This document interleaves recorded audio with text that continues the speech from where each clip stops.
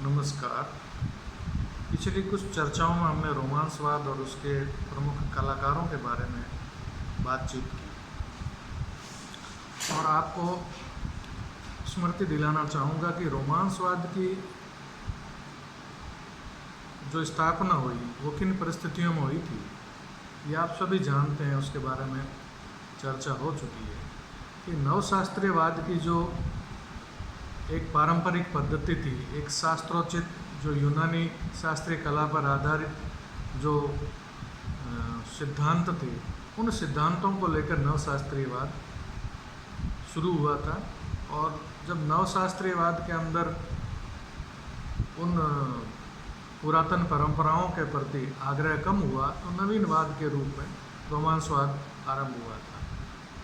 इसी प्रकार रोमांसवाद भी अपने स्थापना, विकास और चरम के बाद फिर अपने अधोगति की तरफ बढ़ने लगा।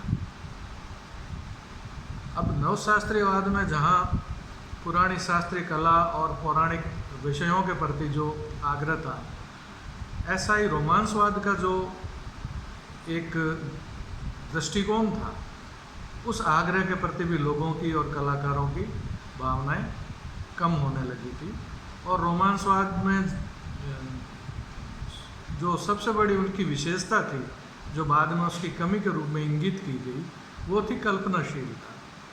रोमांसवादी विषय के रूप में साहसिक कथाओं, रोमांचकारी कथाओं और काल्पनिक कथाओं को लेकर चित्रण किया करते थे। और उनका जो चित्रांकन की जो तकनीक थी, शैली थी, वो भी यथार्थपरक न होकर एक भावात्मक रूप को प्रस्तुत करने के लिए बनी थी।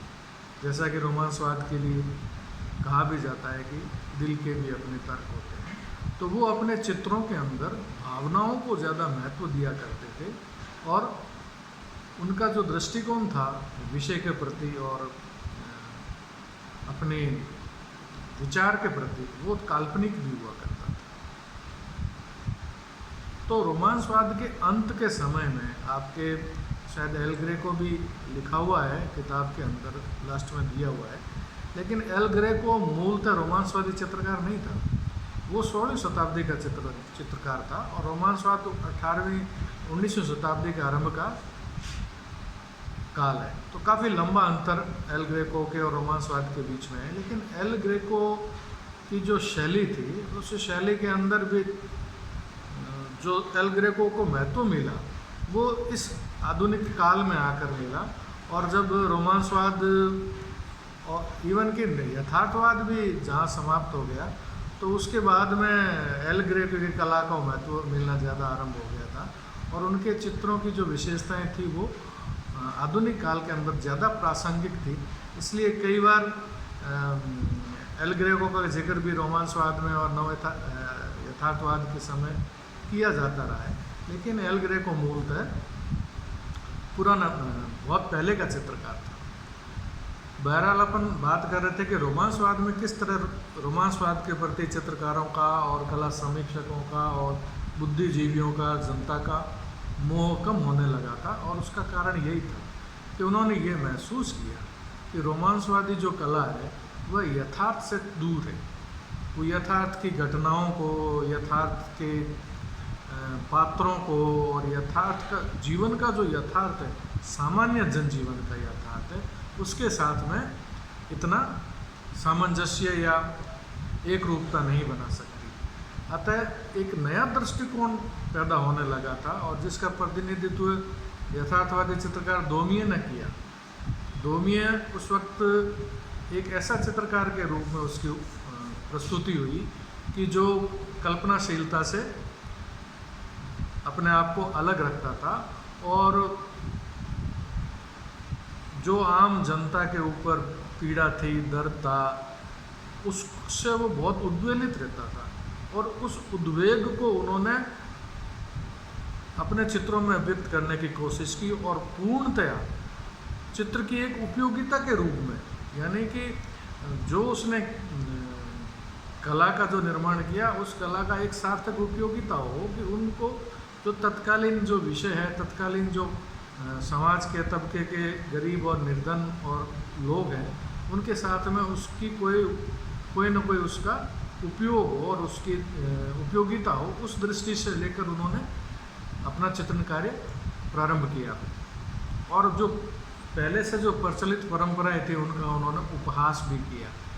समकालीन परिस्थितियों को ध्यान में रखते हुए वस्तु स्थिति जो थी तत्कालीन, उसको ही विषय वस्तु माना और यथार्थपरकता की तरफ उनका बहुत गहन चिंतन था। और कल्पना से ही उनका मानना था कि कल्पना एक ऐसी चीज़ है जिसका कोई सार्थक परिणाम नहीं निकल सकता। कल्पना को हम यथार्थ के अंदर परिणित नहीं कर सकते। तो उस फैंटेसी से वो काफ़ी दूर रहे और एक जो तत्कालीन विषय वस्तु थी, तत्कालीन समाज का परिदृश्य था, लोग थे, लोगों की पीड़ाएं, दुख, दर्द और जो थे उसको उन्होंने विषय बनाकर अपने चित्रों में स्थान दिया। और दूसरा, अमीर जो वर्ग था, जो तबका था, जो शहरी तबका था, उसका उन्होंने बहुत बारीकी से गहन उसका ऑब्जर्वेशन किया, उसका निरीक्षण किया। और उनका मानना था कि जो शहरी जीवन है वो अपने आप में एक भावात्मक और आत्मिक जीवन जीने वाला नहीं है। वो एक ऐसे जीवन दर्शन को लेकर चलते हैं जिसके अंदर कल्पनाएं हैं। वो यथार्थपरकता को महसूस नहीं करते। अतः बड़ी गंभीरता से उनकी भावनाओं को, उनके मनोवृत्तियों को, उनके सुख दुख का उन्होंने मनोवैज्ञानिक उसका विश्लेषण किया और अपने चित्रों के अंदर उसको जब भी ऐसे विषय को लेकर जब वो चित्र करते थे तो उसके अंदर उसको उपहास की दृष्टि में दिखाया जाने लगा था। तो यथार्थ जो वाद शुरू, रोमांसवाद, इस तरह से धीरे धीरे रोमांसवाद के प्रति लोगों की सोच और समर्पण कम हुआ और यथार्थवाद की तरफ ललक उनकी बढ़ने लगी। और ये ललक केवल आम लोगों में ही नहीं थी, चित्रकारों में भी थी, कला समीक्षकों में भी थी और बुद्धिजीवियों में भी थी। वहाँ के उस वक्त के जो प्रसिद्ध बौद्धिक मनोवैज्ञानिक थे, हैं चाबी हाथ बैठे हूँ मैं, बात आधे घंटों करी और कितो करी हैं कहीं गया। अच्छा, गार्ड साहब करा देसी, वाह ठीक है। किन की है हैं? गार्ड साहब खुद आगड़ा है तो अच्छा गोवर्धन जी है मैंने कीड़ा है। तो कितनी देर कर सी है? घंटों एक करा दे। गार्ड साहब का नंबर है ना तार का है? गार्ड साहब का नंबर कौन तार का नंबर होता तो मैं कंफर्म कर लेता ना, पूछ के बंद करे कि नहीं करे। अगर भूल जाओ नहीं पड़े रही रात भर, ठीक है।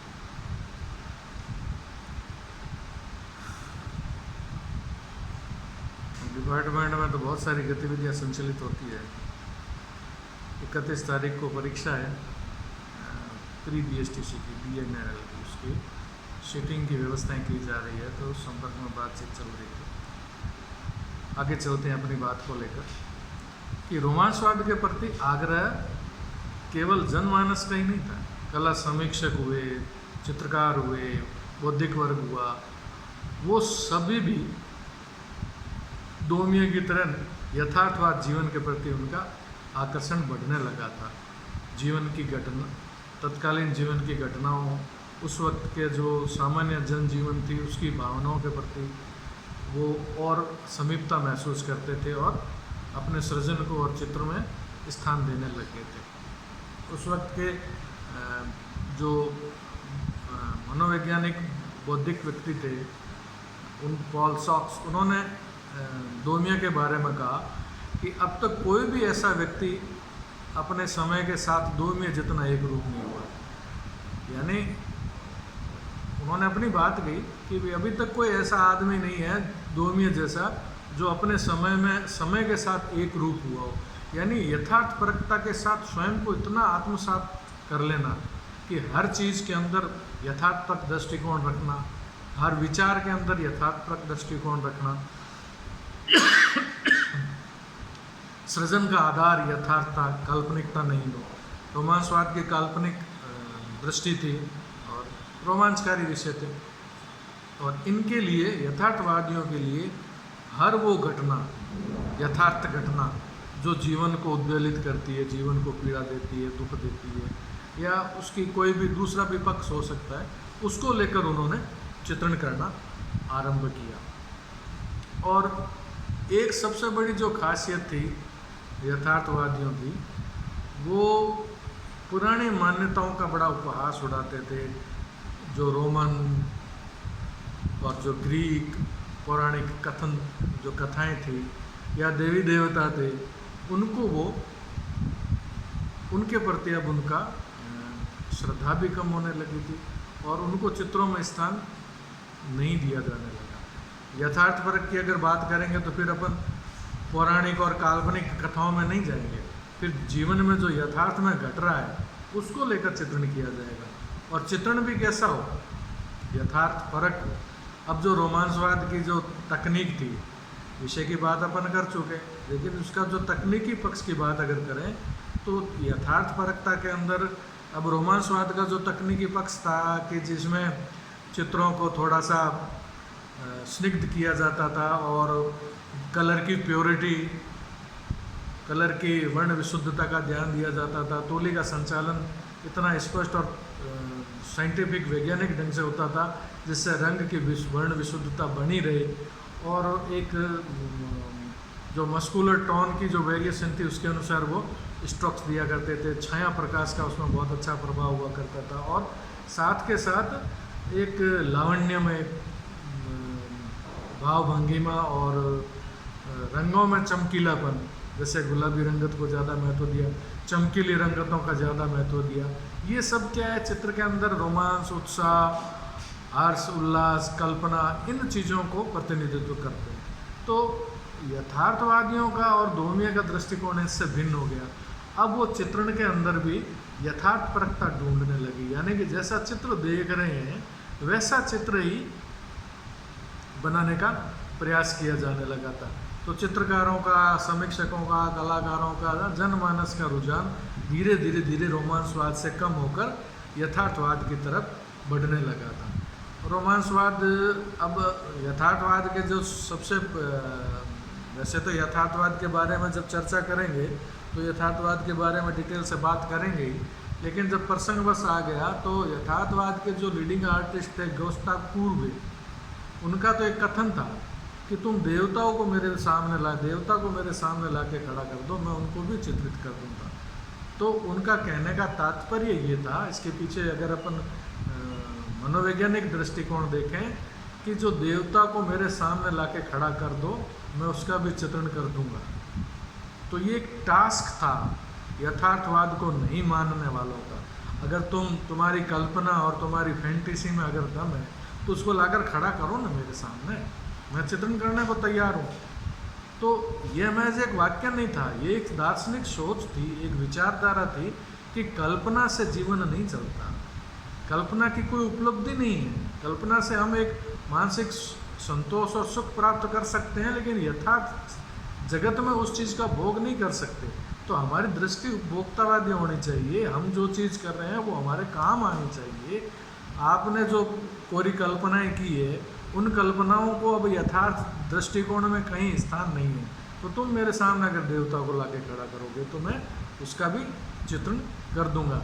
और इसी परंपरा के अंदर आप अगर थोड़ा सा चर्चा करें तो पाएंगे कि यथार्थवाद के अंदर एक और बेहतर ढंग से जो बात उभर कर आई वो थी कि जो इनकी सौंदर्य की देवी हुआ करती थी एथेंस में, जैसे यूनान की और वीनस, सौंदर्य की देवी वीनस, पौराणिक आख्यानों में देवी के प्रति समर्पण हुआ करता था और देवी को एक देवीय रूप के अंदर ही उजागर किया, चित्रित किया जाता था। उसकी एक मर्यादा होती थी, उस मर्यादा के अंदर ही उनके चित्र का, शरीर का चित्रण और उसकी पोशाक वगैरह, उसकी मुद्राओं और उसके चेहरे का जो ओज है उसको वैसे अभिव्यक्त किया जाता था ताकि उसमें देवीय महत्ता प्रतिबिंबित हो।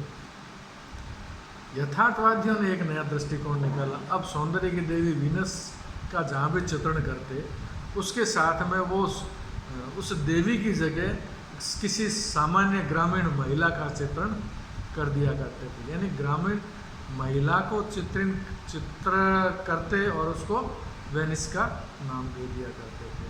तो यह क्या था, यही सोच थी जो पूर्व की ये सोच थी कि तुम मेरे सामने देवता को लाके खड़ा कर दो, मैं देवता को भी चित्रित कर दूंगा। और यही दृष्टिकोण दूसरे रोमांस यथार्थवादी चित्रकारों का था, जिन्होंने वीनस, सौंदर्य की देवी वीनस की जगह साधारण ग्रामीण महिला को चित्रित किया जाने लगा। तो यथार्थ क्या कहता था उनका यथार्थ कहता था कि देवी देवताओं का समय रहा होगा, उसके प्रति निष्ठा रही होगी, उनका दैवीय संबंध हो सकता है आपका, लेकिन यथार्थ के अंदर जो सौंदर्य के प्रतिमान अगर कोई आस्था और समर्पण का कोई प्रतिमान अगर है, तो वो यथार्थ है, यथार्थ के ही पात्र हैं। आज जो जीवन में घट रहा है, आज जो जीवन हमारे सामने उपस्थित है, वही सब कुछ है। हमें उसी के परोक्ष के, उसी के समय पे में अपने जीवन को जीना है, उन्हीं मुश्किलों का सामना करना है जो वर्तमान में हमारे सामने। तो उन्होंने उस वक्त के जो दुख और दर्द को उन्होंने अपने विषयों का आधार बनाया। और तकनीकी पक्ष में भी देखें तो रोमांसवादकारियों से वो अलग हो गए। अब वो जैसा दिखता था वैसा ही चित्रित करते थे। यानी अब पुनः वर्ण की विशुद्धता, ब्रश स्ट्रोक्स, इनमें कमी आने लगी, क्योंकि जब अपन सामने जो चीज़ है उसको एज सच वैसा ही दिखाने की कोशिश करेंगे तो उसमें तो मिश्रित प्रभाव है, छाया का, उसके प्रकाश का ऐसा प्रभाव पड़ता है कि जहाँ प्रकाश एकदम तेज बढ़ता है वहाँ चमकीला रंग होगा, और जैसे धीरे धीरे प्रकाश का मान कम होता जाएगा, प्रकाश कम गिरेगा उस वस्तु पर और अंधेरे पक्ष की तरफ बढ़ेगी, तो एक हार्मोनी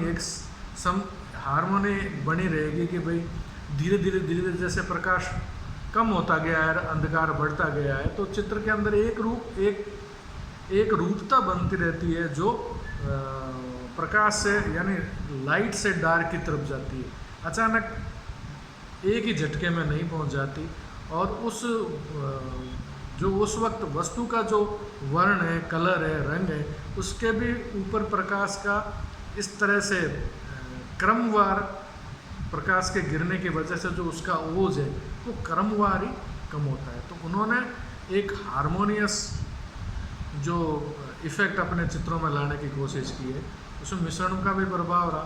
अब ब्रश स्ट्रोक्स लगते थे, लेकिन उस स्तर से नहीं लगते थे उस साइंटिफिक ढंग से नहीं लगते थे जिस साइंटिफिक ढंग से रोमांसवादी लगाया करते थे। वो वस्तु को, सादृश्यता को ध्यान में रखते हुए अपने चित्रण को पूरा किया करते थे कि जो हमने जो चित्र बनाया है वो वस्तुतः वैसा ही चित्र है जैसा हमें दिख रहा है, क्योंकि यथार्थवादियों का यह एक दृष्टिकोण था कि जैसा दिख रहा है वैसा बनाना। आज अपन ने रोमांसवाद से दृष्टिकोण को कम करते हुए यथार्थवाद की तरफ अपना ध्यान आकृष्ट किया।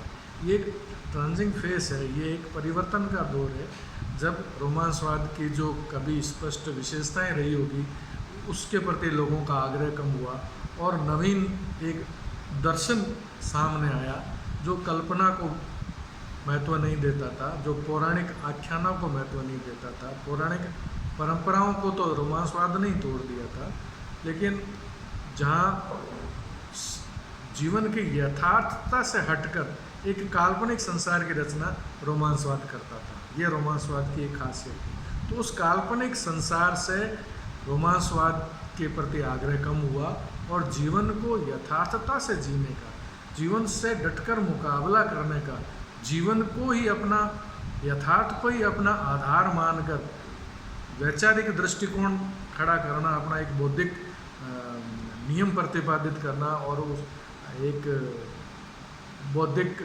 ऐसी विचारधारा को पुष्ट करना जिसमें यथार्थपरकता हो और मानसिकता, मनोविज्ञान ऐसा खड़ा करना कि जो यथार्थ जगत में जो घट रहा है वही हमारे जीवन को प्रभावित करता है। सुख हो या दुख हो, हमें यथार्थ में जो हमारे सामने प्रॉब्लम्स आ रही है, हमें यथार्थ परक ढंग से ही उनको पेश करना है। न हमारी पौराणिक आस्थाएं काम आएगी, न हमारे कल्पनाएं काम आएगी। हमें बिल्कुल यथार्थक दृष्टिकोण रखकर अपने जीवन को आगे बढ़ाना है। और यही दर्शन उन्होंने अपने चित्रों में अपनाया। और सादृश्यता जैसा दिख रहा है यथार्थ में, वैसा ही चित्रण करने का भी उन्होंने प्रयास किया, वैसी ही तकनीक को डेवलप किया, वैसे ही विचार को लेकर अपने कला आंदोलन को आगे बढ़ाया। यथार्थवाद के बारे में जब हम बिल्कुल विधिवत ढंग से अगली चर्चा में उस पर चर्चा करेंगे। आज की चर्चा करने का तात्पर्य यही था कि किस प्रकार से रोमांसवाद के प्रति आग्रह कम हुआ और किस प्रकार डोमिये के और पूर्वे के जो प्रयासों से रोमांसवाद से आगे बढ़कर एक यथार्थवाद को नया ढंग से स्थापित करने का जो प्रयास किए गए उन पर चर्चा की। आगे के चर्चा में हम यथार्थवाद के ऊपर वैज्ञानिक ढंग से बात करेंगे। आज के लिए इतना ही। धन्यवाद।